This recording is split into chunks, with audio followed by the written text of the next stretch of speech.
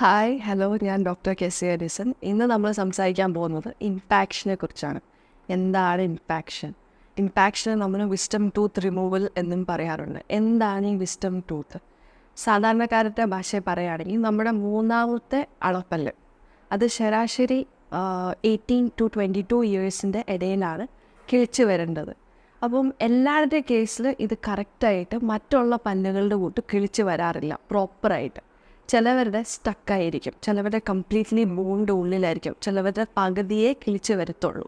അപ്പം ഇങ്ങനത്തെ കേസസിൽ നമ്മൾ കഴിക്കുന്ന ഫുഡ് ഈ രണ്ട് പല്ലിൻ്റെ ഇടയിൽ കയറി സ്റ്റക്കായിട്ട് ആ ജസ്റ്റ് അഡ്ജസ്റ്റൻ്റ് ആയിട്ടുള്ള പല്ല് കയറി കേടാവാനുള്ള ചാൻസസ് ഉണ്ട്. അപ്പോൾ അങ്ങനത്തെയൊക്കെ കണ്ടീഷൻ വരുന്ന സമയത്ത് നമ്മൾ പറയും അതങ്ങ് എടുത്ത് കളയുന്നതായിരിക്കും ഏറ്റവും നല്ലത്. അപ്പോൾ പറയും, അയ്യോ ഡോക്ടറെ എന്തിനാ അത്രയും നല്ല പല്ല് എടുത്ത് കളയുന്നത്? അത് നമുക്ക് സേവ് ചെയ്യാൻ പറ്റുള്ളൂ. പ്രത്യേകിച്ച് ഈ തേർഡ് മോളർ സേവ് ചെയ്തിട്ടൊന്നും നമുക്ക് ചെയ്യാൻ പറ്റത്തില്ല. നമ്മൾ ചവയ്ക്കുന്ന തന്നെ മെയിൻലി നമ്മുടെ ഫസ്റ്റ് മോളറും, അതായത് ആദ്യത്തെ അണപ്പല്ലും രണ്ടാമത്തെ അണപ്പല്ലും ഒക്കെ യൂസ് ചെയ്താണ്. ഈ തേർഡ് മോളർ പ്രത്യേകിച്ച് നമുക്ക് ഒരു യൂസും ഇല്ല.